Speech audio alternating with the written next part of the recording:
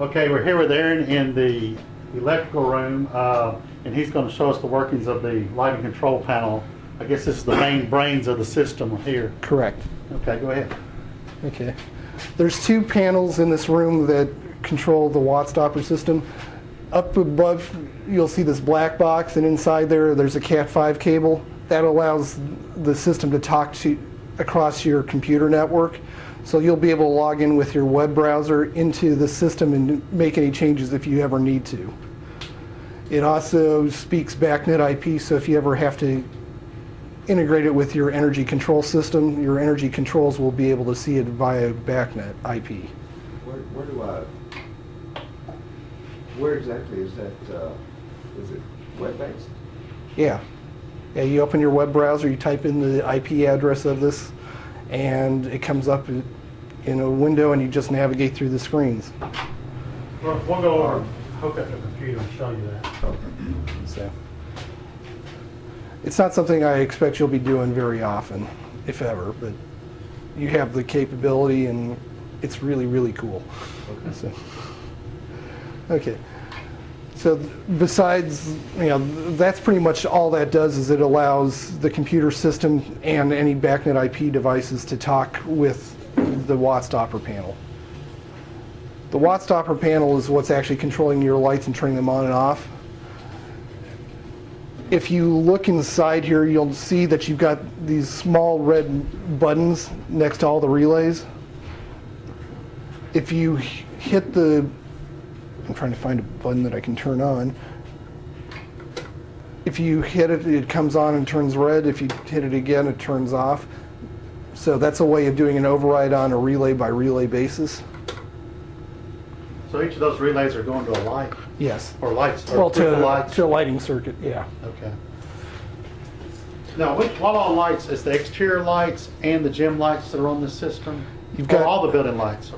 A good chunk of the building lights are. There are some that aren't, but on the relay panel, you'll see you've got exterior lighting, stairwell lighting, emergency lighting, corridor, locker room, locker storage, gym, corridor, office store, store track lighting, trophy case lighting, pole lighting, lobby, showers. Okay, so a lot of them, most everything. I'm sure there's some areas that are under a local control, but you've got a good chunk of the building under this. Now, this little device here in the top center of the rack, this is essentially just like one of those light switches out there, except it allows a dry contact closure. And it's got one pair of wires going into it. This is hooked into the alarm system. So this is what, when the alarm closes the contact, it turns on the lights. And when we go into the computer stuff, I'll show you how you can change which lights go on that, but essentially it's the building lights turn on, as I said before, when the alarm is turned off, and when you turn the alarm on, it turns the building lights off. Any questions about that part? Okay. Do all the emergency lighting go through that panel, or just a few? That would be a question for the electricians. It depends. I just didn't know if it was the emergency lighting that was in the section that controlled, or all of them do that.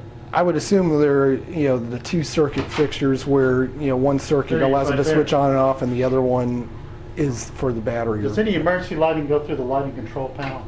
Every lighting circuit in the building goes through that panel. Every lighting circuit goes through in the building. But everything is wired ahead of the switch leg, so the emergency lighting will stay hot to keep charging the battery, so that when the power goes off, the battery still works.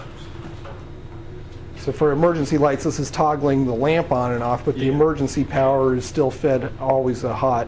And so the emergency lights will stay on all the time, even well, when they'll stay charging, yes. they'll stay. There's two circuits that feed most emergency lights these days. You have one circuit that's always hot, that feeds the battery, and then the other one that's the switched leg that turns the lamp on and off.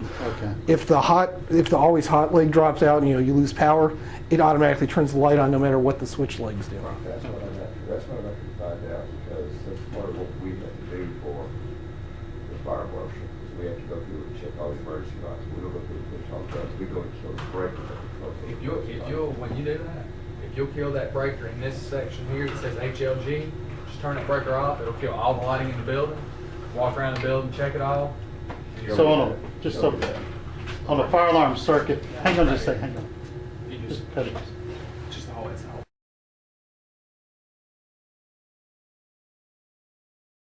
Sure. Okay. We're here with Aaron. He is going to show us how the lighting control system works on the software end on the computer screen. Okay. The AA base, which is the programming brain, is on the building network. It has an assigned IP I got from your IT personnel that's 192.168.111.150. The way you get to it, let me exit out of this real fast. You start up your browser. You type 192.168.111.150. Hit enter. It's going to come up and ask for a username and password. In the documentation that I left on Mark's computer, it's got two different passwords. The one that you guys will use most of the time is just supervisor, and it can be cap sensitive. So it's a capital S on supervisor. The other one is sysadmin with the password of WattStopper. Capital S on sys, capital A on admin, one word. That one is how you change things like IP address and backnet IP settings. You know, it's the hard configuration stuff that you don't want to change on a day-to-day basis. So I'm going to go to the sysadmin WattStopper and hit OK.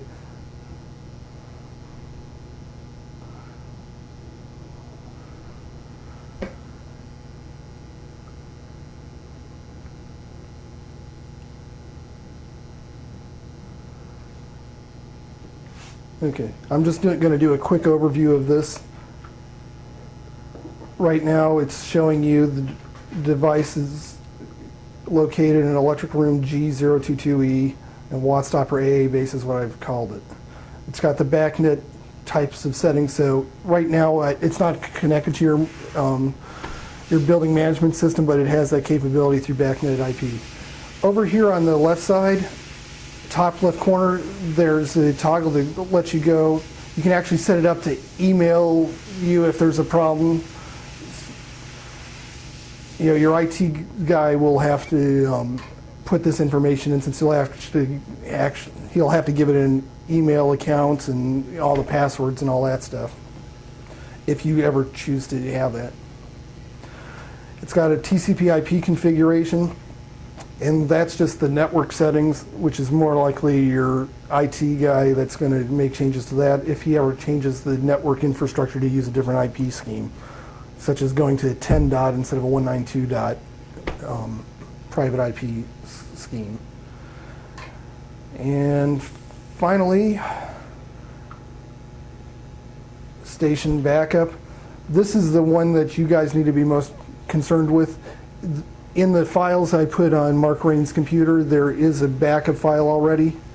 So in the case that anything happened there, you would use the restore to pull it off of it and re-upload it to the system so that you don't have to reprogram it from scratch. If you ever make significant changes, you can use the backup feature.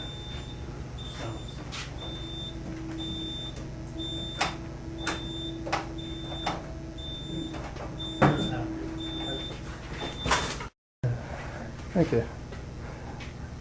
Besides using the restore, you also have the backup capability where you just hit the backup button and you browse to where on your computer you want to save it and what you want to call it, and it will save a file on there. So if you've made changes, you can save those changes to your PC for future restoration. That's all there is to the sysadmin page. This is one of those things where most of the time it's just going to be for really critical functions that you would ever log into this. Now, one thing I found with my browser, and I haven't tried with Internet Explorer, but I found that I usually have to completely close the browser and restart it for it to give me the login screen properly so I can go to the other one. So if you're having to bounce between the two, close the browser fully and then relaunch it. So if I go to 192.168.111.150, And now go to, username is supervisor with no password. This is the one where you're more likely to see, I'm guessing Mark will be the one that does it the most. You've got the ability to look at panels, the switches, the global schedules, the system setup, any alarms. Alarms being something that it sees out that's a, something's changed or a new device has come on the network or a device has dropped off the network. It has nothing to do with your alarm system. And reports. Reports is the way I generate a PDF of what the information is in here, and that's what's inside the door of the watt stopper panel. So if you ever make significant changes, you can reprint out your panel schedules and switch schedules so that you have a way of viewing them without a computer hooked up. If we go to the panels, right now panel A has 3 channels that are in use. Channel A is the exterior pole lights, B is your exterior decorative, and H is your everything interior, except for one downlight over the emblem, which they wanted on all the time. So that was removed from that group. So that one never turns off. If I click on the panel,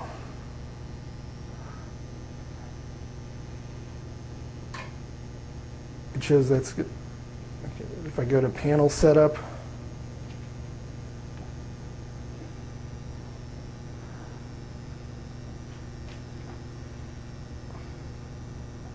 actually that should be panel HLR, not HLG.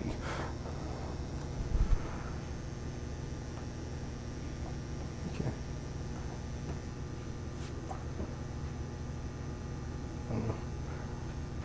Okay. If you look up here, it shows channels A through H, and when you're trying to program what's in a channel, right now channel A only has relay 25, which I've given the name exterior pole lights. So I went ahead and named all of the relays on here with the feed circuit and what it does, so you can easily figure out what they're doing. If I go to channel B,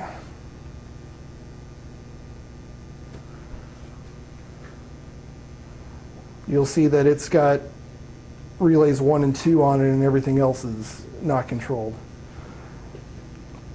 On the right side up here, it shows the channel description, which is B exterior decorative.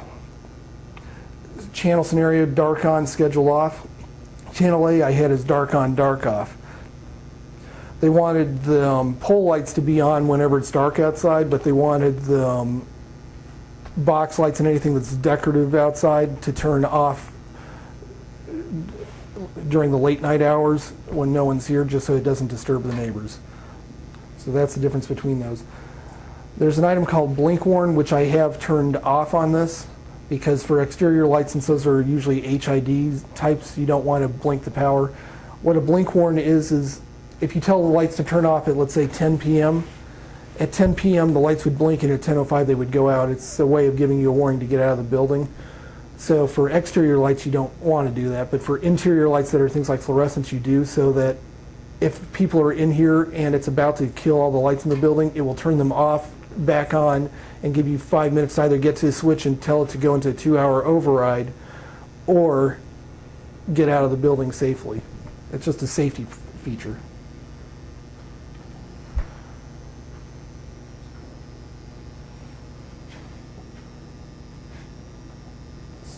So on channel H, all interior.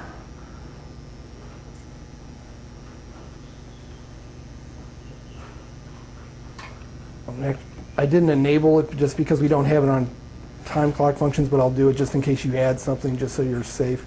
Right now, the lights do not turn, none of the interior lights turn off by schedule. They only turn on and off by the alarm keypad. Do they turn off immediately as soon as you alarm on? Yes.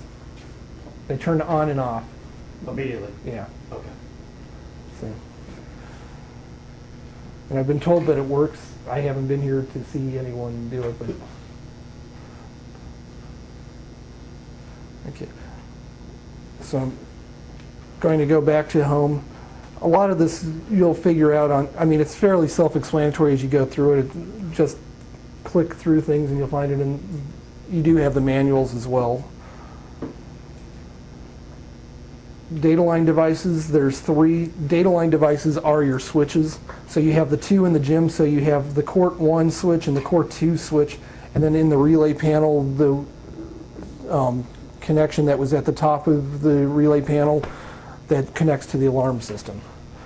So if I wanted to look at how I've got those switches programmed out there, if you look at this, you've got buttons 1 through 8. So 1, 2, and 3 are the ones, you know, button 1 I have is 1/3 on. Button 3 was the all on.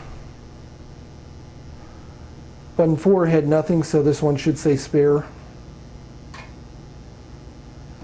And similar to the way the panel was done, come on. Once you're on the button, you'll notice the relays that shows when it's on or not. So you just can toggle something else on or off.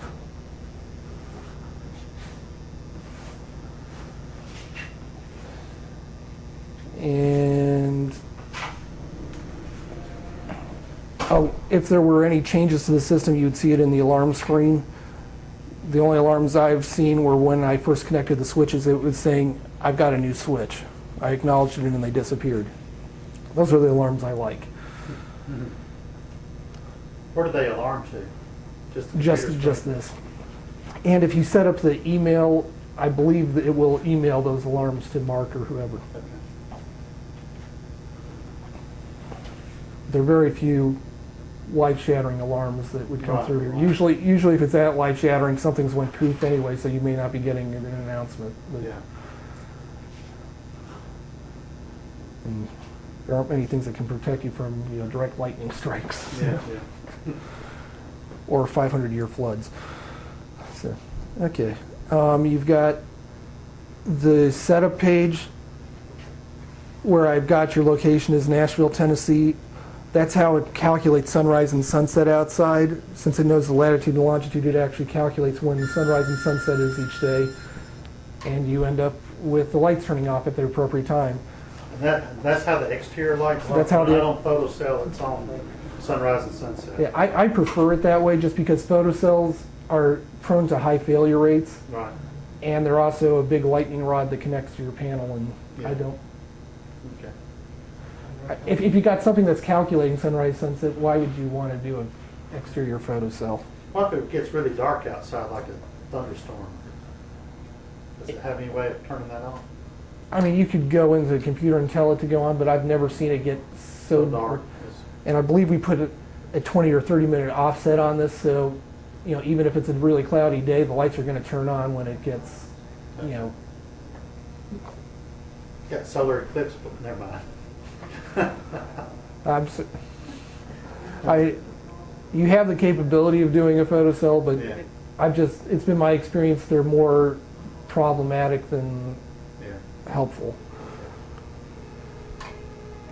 Okay, so under the setup screen, you have the ability to update your location in case you pick up this entire campus and move it to Huntsville, Alabama. You have the ability to change time and date. You know, odds are you only have to change that if, you know, very infrequently. It should automatically update with the daylight savings time rules.